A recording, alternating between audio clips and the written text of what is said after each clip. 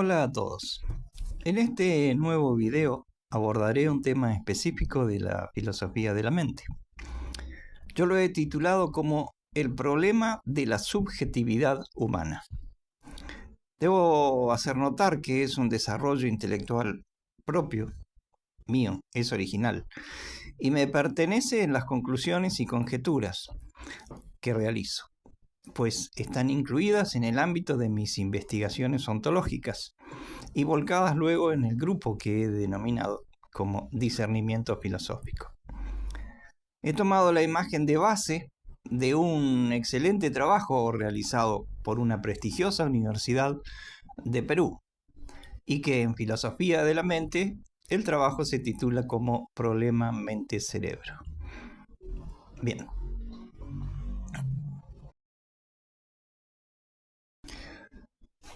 Bien, sin embargo, para aquellos que no me conocen, debo hacer antes una breve introducción histórica. Desde hace más de 30 años, el tema de la mente fue mi interés específico y el abordaje más cercano a mis ideas se escribió y se debatió como el problema mente-cerebro, dentro del ámbito de la filosofía de la mente que la mayoría conoce. De todas formas, frente a los debates y explicaciones del tema, mi propio sentir interno no estaba conforme, lo cual me hacía autopercibirme como la oveja negra del grupo. Me dediqué entonces a investigar otro tipo de libros, obviamente, siendo la oveja negra de la investigación. Y en esta búsqueda, además de los libros, tuve la suerte personal de investigar, de tener experiencias especiales y encontrar material para sopesar otros conceptos. Entonces, esta oveja negra dice lo siguiente. 1. Que el ser humano no es una sola cosa. 2. Que internamente en cada ser humano hay otra mente que actúa en forma simultánea a la mente cotidiana de todos los días. 3. Que existe la conciencia por fuera del cerebro. 4. Que debido a esto que he comprobado, sé que es así y entonces no tengo dudas de que esta conciencia por fuera del cuerpo existe en un universo paralelo. Y 5. Que el antiguo dualismo cuerpo-alma está más vigente que nunca, solo que debe ser visto y entendido de otra manera. En el camino hubo muchos temas y un sinfín de preguntas. Por ejemplo, 1. Pensamiento versus razonamiento. ¿En qué se diferencian? ¿Cuál es la naturaleza de su procedencia? ¿Ambos se originan en el cerebro? 2. Física clásica versus física cuántica. ¿Cuál es la naturaleza de las partículas físicas? ¿Solo son físicas las materiales? ¿Es correcto el enfoque que tiene la ciencia respecto del universo? 3. Dualismo complejo. ¿Debemos reinterpretar el dualismo de Descartes? ¿Existe un dualismo de sustancias, de propiedades y de inteligencias en forma simultánea? 4. Conciencia con S versus conciencia con C. ¿Cuál es la diferencia entre ambas? ¿De dónde provienen? Y 5. ¿El alma existe? ¿Por qué no la vemos? Si es inmaterial, ¿es igualmente física? ¿Cuál es la naturaleza de sus partículas? Y entonces, luego de muchas investigaciones de esta oveja negra, de muchas hipótesis, verificaciones, nuevos borradores y de mejores conclusiones, fui pasando en limpio el material y escribí 3 libros en 2009, 2017, 2019, todos en PDF. Es obvio que no tuve impacto con mis ideas. La respuesta es clara, pues los estudiantes y los mismos filósofos están encerrados dentro de una especie de globo conceptual y se resisten a investigar por fuera de los libros académicos. Con esto evitan enterarse de otras verdades que se encuentran en la realidad humana. Bien, fue entonces que decidí generar mi propio espacio de difusión y surgió allí la idea del grupo que he titulado como Discernimiento Filosófico, un espacio de difusión que lidero como investigador ontológico independiente desde el año 2020. Luego de 5 minutos de introducción, dejo de lado el viejo problema mente-cerebro y ahora planteo algo así como un nuevo paradigma en filosofía. Considero que este tema, tan propio de la filosofía de la mente, debería abordarse ahora como el problema de la subjetividad humana. ¿Por qué digo subjetividad humana? Pues porque el ser humano no es una sola cosa, es algo de mucha mayor importancia que la que parece a simple vista. Y en esto de la cosa y de la subjetividad diré que el ser humano está compuesto por más de un tipo de partículas físicas y que estas distintas partículas tienen su propia mente estructural. Aunque suene algo muy loco, estoy planteando que el ser humano está compuesto de dos sistemas de partículas físicas, cada una con sus propiedades, dado que son de distinta naturaleza, y que además cada sistema de partículas tiene su propio tipo de mente estructural. Esto confunde a muchos, pues tenemos conceptos distorsionados de la palabra mente. Veamos entonces primero un resumen de las interpretaciones que se utilizan en filosofía para la palabra mente. Una de ellas es la experiencia. La mente se refiere a la experiencia de un individuo físico y también a la experiencia subjetiva de esa persona. Esta tal vez es la interpretación más integral que pudiera tener la filosofía, pero los problemas surgen luego cuando se intenta obtener el origen de esa percepción. La otra concepción de la mente es relativa a los procesos internos.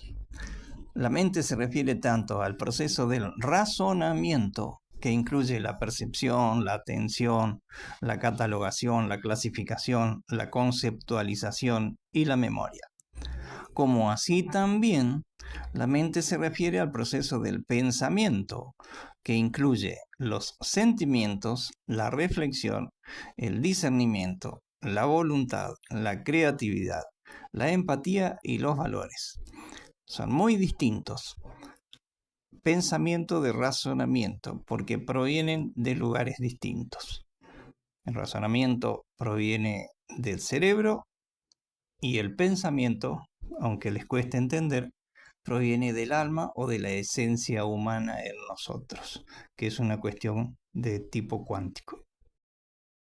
La otra interpretación que tiene la filosofía con respecto a la palabra mente es que se identifica con el cerebro. La mente se refiere al cerebro o al sistema nervioso central, que es el órgano físico que sostiene la conciencia y el razonamiento. La otra acepción filosófica de la mente es que la relacionan con el alma. La mente se refiere al alma o al espíritu, que es una entidad no física que se cree que existe más allá del cuerpo. Y la última acepción de la filosofía para la palabra mente es que se refiere al sistema cognitivo. La mente se refiere al sistema cognitivo, que incluye la percepción, la atención, la memoria, el lenguaje y el razonamiento. Hasta aquí las acepciones de la mente, por eso hay tanta confusión en lo que entendemos por esa palabra. Estaba repasando lo que grabé antes para ver si le encuentro sentido a algunas cosas. Hay mucha confusión en filosofía con respecto al tema de la mente, porque la mayor parte de las personas creen que mente es esto que sucede por acá. Y eso no es así, lamentablemente hay un mal entendimiento de las cosas. Porque yo mencioné algo desde la palabra mente estructural y mente estructural tienen los árboles, tienen las lombrices, tienen las ballenas, tienen los elefantes, tienen las hormigas. Tiene que ver con la estructura física. Y ahora me voy a meter un poco más en el tema. El filósofo, el pensador filosófico, no tiene que pensar que mente es eso que se le ocurre que pasa por acá. Eso es subjetividad. Y la subjetividad es un efecto que produce el funcionamiento de determinado sistema. El ser humano está mal concebido, tenemos mal concebido el ser humano, creemos que es una sola cosa, y en realidad son dos sistemas de partículas que están interactuando en forma simultánea y hay que entenderlo. El que no entiende este concepto del cuerpo y del dualismo, digamos, cuerpo-alma, por así decirlo, no va a entender nunca un mejor concepto de filosofía. Se va a quedar en la antigüedad, digamos. Se va a quedar en el tiempo, sin entender las cosas que son fundamentales. Y me tomé estos 3 minutos extras sin escribirlos primero para decir que aquel que no entienda el tema de la existencia del alma es porque, o el que no entiende, perdón, es porque nunca tuvo una experiencia voluntaria de salir por fuera del cuerpo con su esencia. Yo la he tenido y la han tenido muchísimas, miles de personas, cientos de personas. Y es una experiencia única en la que uno descubre que puede estar pensando y sintiendo y el cuerpo orgánico de uno está descansando sobre una cama, por ejemplo. Y esa experiencia uno lo enriquece de una manera fenomenal. Se entiende perfectamente el tema del universo paralelo y también se entiende el tema de la subjetividad, que no tiene nada que ver con la palabra mente que en filosofía se utiliza. Voy a tratar de explicar el tema de la mente estructural o el concepto de mente estructural, que es un concepto que estoy lanzando yo al ámbito de la filosofía de la mente. Es un concepto mío, no es un concepto que he tomado de un libro o de otros autores. La mente, en todo caso la mente estructural, es una propiedad de las partículas físicas que componen la estructura de cada individuo orgánico vivo. Es la propiedad de recibir, de procesar y de transmitir la información recibida del entorno, sea el entorno interno o externo al cuerpo que posee.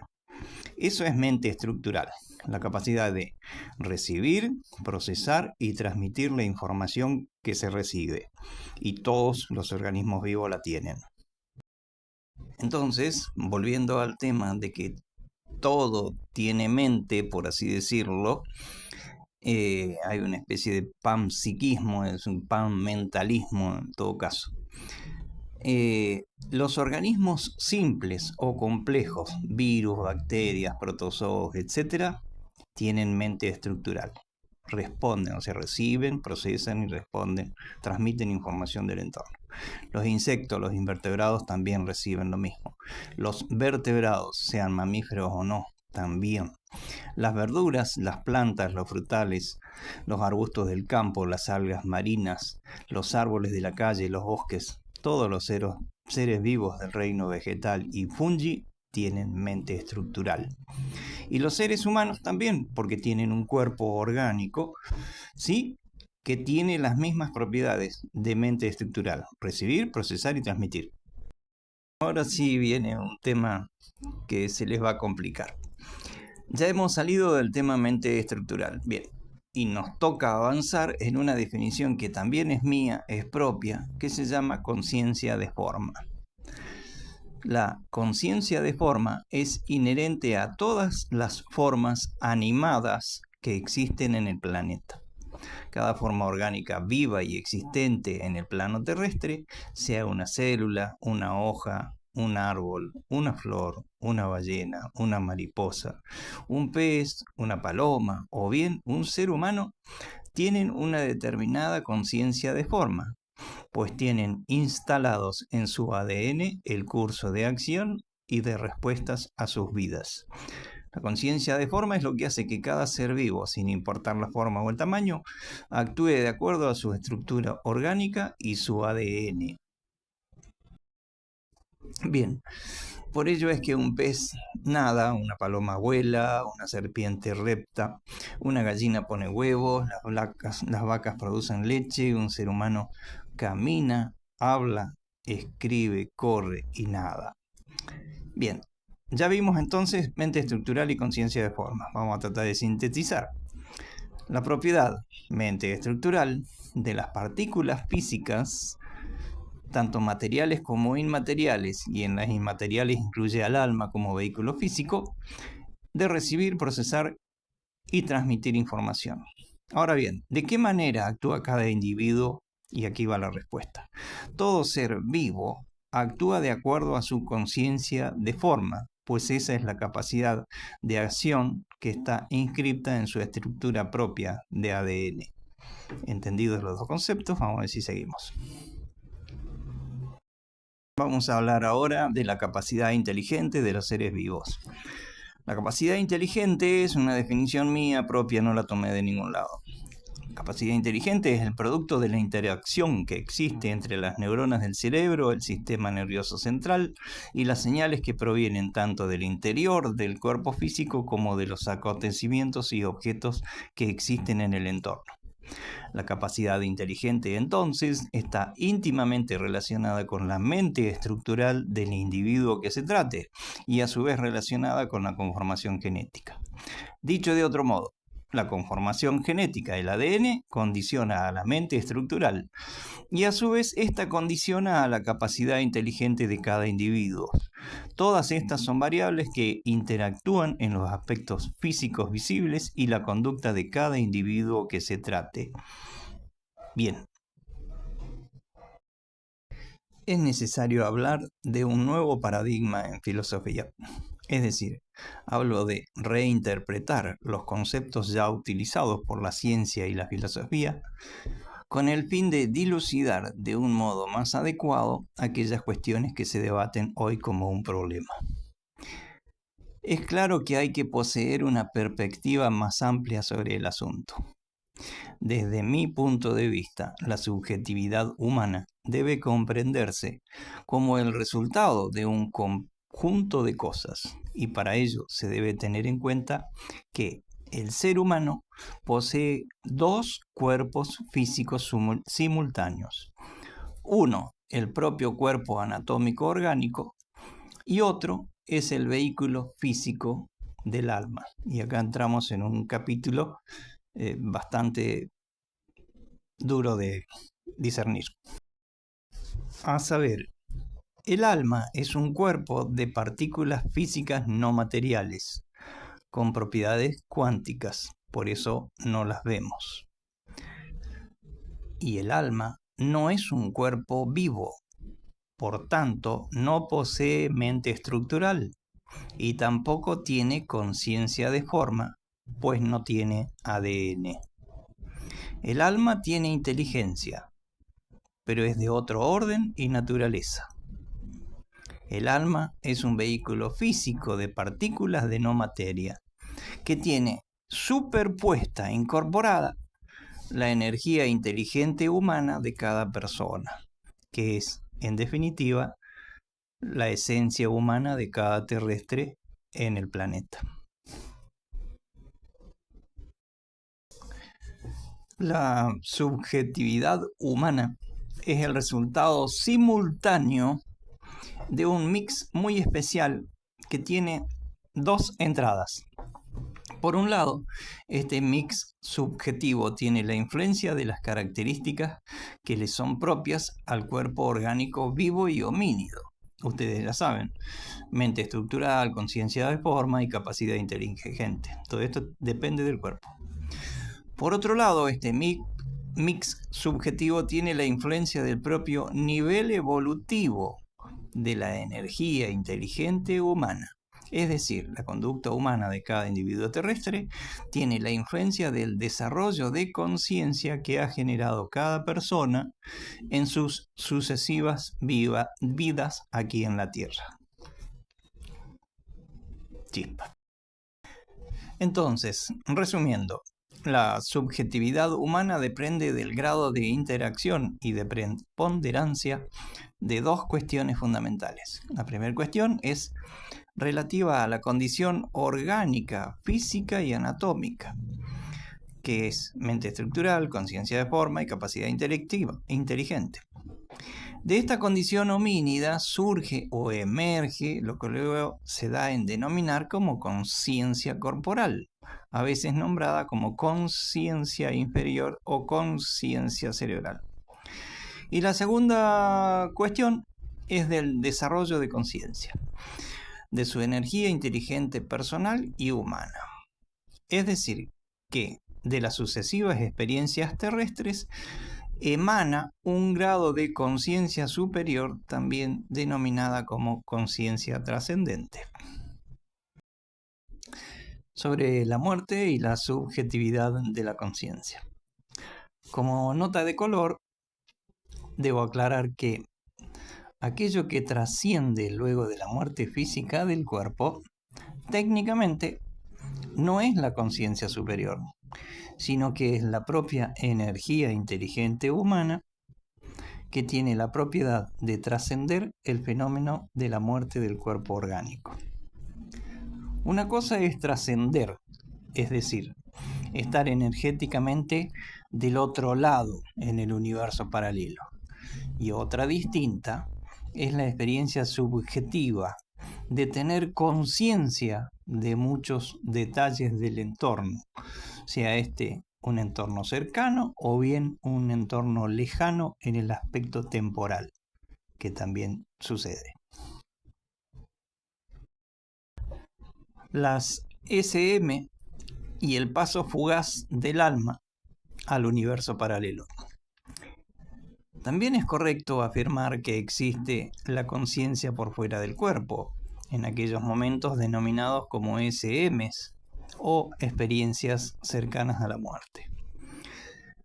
En una SM sucede que una persona humana se encuentra percibiendo algunas cosas que ocurren en el entorno, pero no ya con su cuerpo y cerebro, que está sin signos vitales, o sea, técnicamente muerto, sino con las percepciones provenientes de su alma.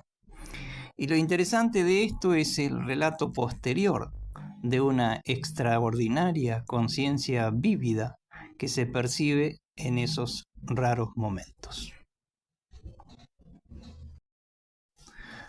Cuando un individuo está atravesando un estado de coma u otro similar y sin actividad cerebral, o sea, clínicamente muerto, puede suceder que, a la vez y en ese mismo momento, experimente que se siente fuera de su cuerpo, que puede ver, oír y hasta recordar los detalles del entorno a la cama o a la habitación del hospital.